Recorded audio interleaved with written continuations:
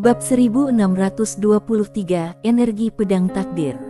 Harus berlatih selama 1.000.000 tahun lagi. Semua orang tercengang. Mereka baru saja menyaksikan kekuatan Tu.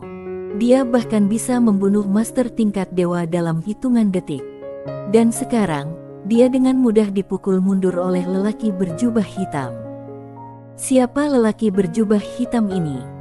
Semua orang memandang lelaki berjubah hitam itu dengan sangat penasaran sekaligus kaget.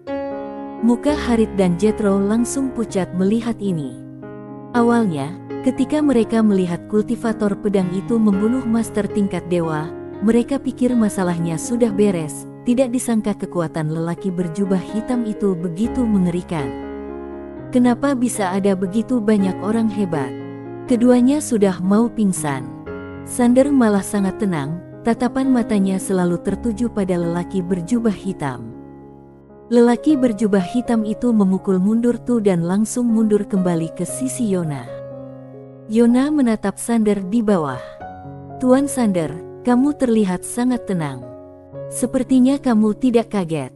Tatapan Sander beralih ke Yona, lalu dia tersenyum dan berkata, "Agak kaget juga sih." "Oh ya." Yona menatap Sander sambil senyum.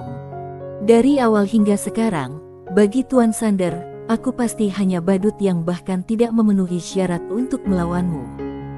"Kenapa?" "Karena kamu didukung banyak master. Misalnya, Nona Tu di sebelahmu yang hanya salah satu dari begitu banyak bibimu. Semuanya adalah master di dunia ini. Belum lagi, masih ada ayahmu, kakekmu, pamanmu, dan bibi bergaun polosmu yang tak tertandingi. Dengan begitu banyak dukungan, siapapun yang melawanmu hanyalah badut, hanya semut tak berarti, ya kan?" Sander menatap Yona sambil tertawa. "Kamu mau coba sok di depanku, ya?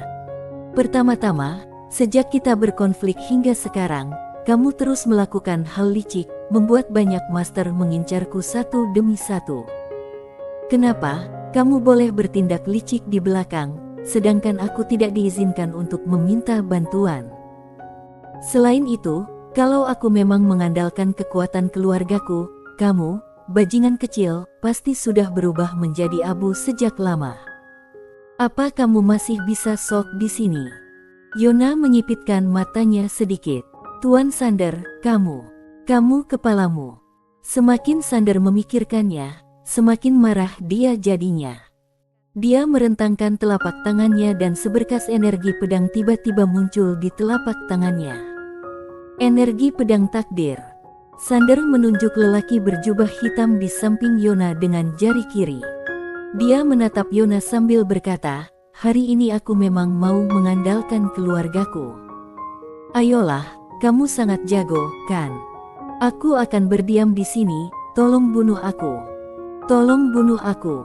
Semua orang memasang muka aneh. Sebenarnya, mereka tidak dapat melihat kengerian energi pedang di tangan Sander. Pada saat ini, energi pedang di tangan Sander tidak menunjukkan fluktuasi apapun, sama seperti energi pedang pada umumnya. Tentu saja mereka tidak akan sebodoh itu mengira bahwa ini hanyalah energi pedang biasa. Semua orang memandang lelaki berjubah hitam yang tadi menunjukkan kehebatannya, tapi lelaki berjubah hitam itu hanya terdiam, membuat semua orang terkejut. Muka mereka pun makin aneh. "Ayo, sini." Sander menunjuk Yona dan lelaki berjubah hitam itu sambil memaki, "Ayo, sini bunuh aku. Aku mengandalkan pengaruh keluargaku hari ini. Kalau kalian tidak terima, ayo sini bunuh aku." Para master negara es marah ketika mendengar ini. Arogan sekali anak ini. Seorang lelaki tua dari negara es tiba-tiba maju sambil menunjuk Sander dengan marah. "Sander, baru punya energi pedang saja, kamu sudah berani sombong begini." Tepat ketika semua orang mengira dia akan mengambil tindakan, dia tiba-tiba mengubah ucapannya. "Senior berjubah hitam ini tidak terkalahkan, dia mana mungkin takut dengan energi pedangmu itu. Dia bisa membunuhmu hanya dengan satu tamparan." Semua orang bengong. Lelaki berjubah hitam itu tiba-tiba mengangkat tangannya dan melayangkan pukulan. Dia benar-benar mengambil tindakan. Namun, serangan itu tidak ditujukan pada Sander, melainkan pada lelaki tua dari negara es. Sebelum lelaki tua dari negara es sempat bereaksi, dia sudah binasa. Terbunuh dalam hitungan detik.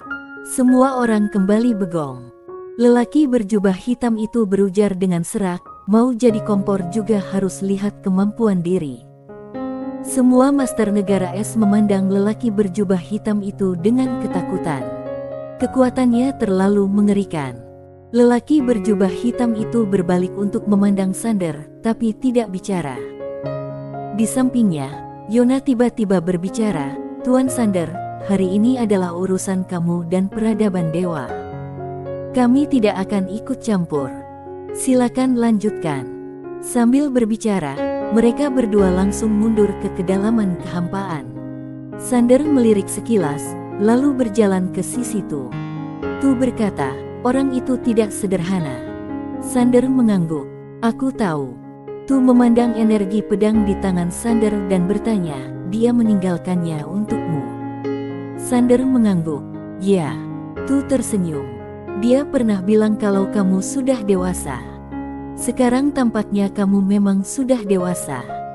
Sander memandang aura pedang di tangannya dengan bingung.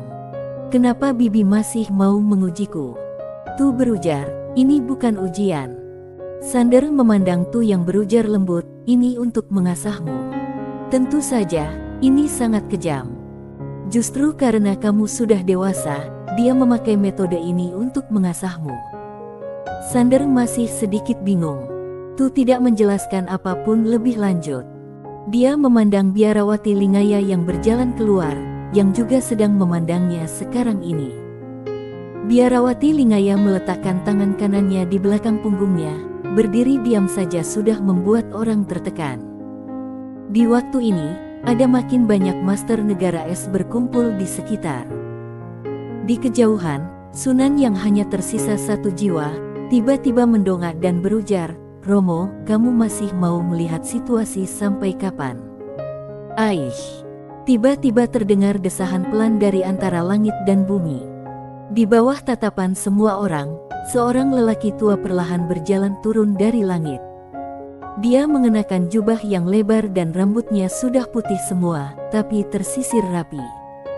Dia tampak sangat tua, wajahnya penuh kerutan. Namun, kerutan di mukanya terlihat penuh kasih, membuat orang merasa ini adalah orang tua yang baik dan welas asih. "Romo." Semua mata tertuju pada lelaki tua itu. Dalam seluruh peradaban dewa, status Romo tidak diragukan lagi sangat istimewa, karena Romo sudah mengikuti dewa sewaktu dewa belum menegakkan tatanan ilahi. Seorang veteran sejati. Pandangan Romo tertuju pada Sander di kejauhan. Setelah menatap Sander sejenak, dia berujar, "Aku sudah mengikuti dewa selama bertahun-tahun. Kalau dewa mau memberikan perintah, seharusnya tidak akan lupa memberi tahu aku." Sander tersenyum sambil berujar, "Jadi, menurutmu aku palsu?" Romo menggelengkan kepalanya. "Palsu atau bukan, itu tidak penting." Sander menatap Romo, menunggu apa yang akan dikatakannya selanjutnya. Romo melanjutkan, "Tuan Sander, kamu seorang penjaga ketertiban, berniat menegakkan ketertiban. Seharusnya kamu menegakkan ketertibanmu sendiri, kenapa tindakanmu?" "Cukup." Sander langsung menyela, "Menurutku, kita tidak perlu membuang-buang waktu di sini. Kamu hanya lagi mencari alasan yang sah untuk membunuhku." Sambil berbicara, dia melirik master negara es satu persatu. "Kalian juga sama. Aku tahu dan kalian juga tahu. Kita semua tahu bahwa ini bukan masalah asli atau palsu, tapi masalah pembagian kepentingan.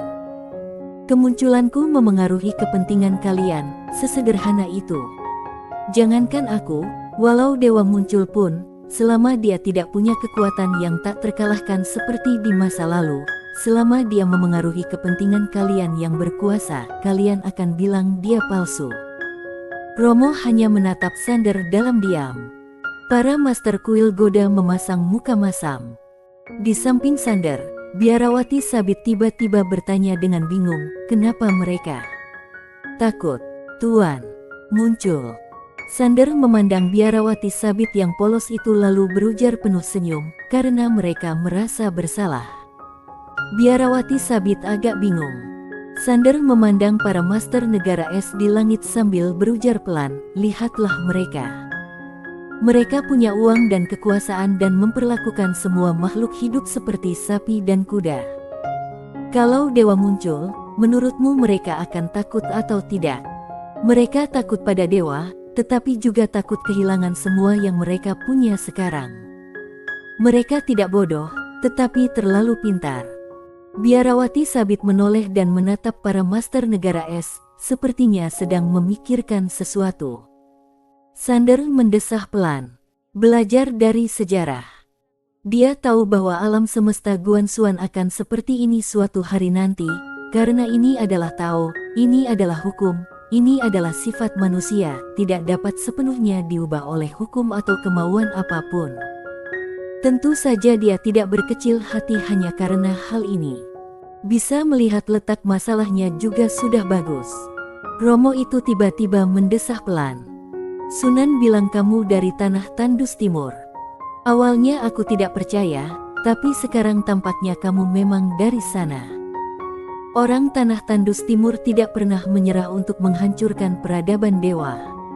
Begitu kata-kata itu terucap, seluruh dunia negara es tiba-tiba bergetar, dan tak lama kemudian, berkas cahaya melesat dari dalam tanah negara es yang dalam dan melesat langsung ke angkasa. Dalam berkas cahaya itu tersusun rapat karakter-karakter kecil, yang jumlahnya ratusan juta, bergerak secara tertib menurut hukum tertentu. Kekuatan misterius melonjak keluar dari itu dan kemudian menyelimuti seluruh negara es. Formasi hukum dewa.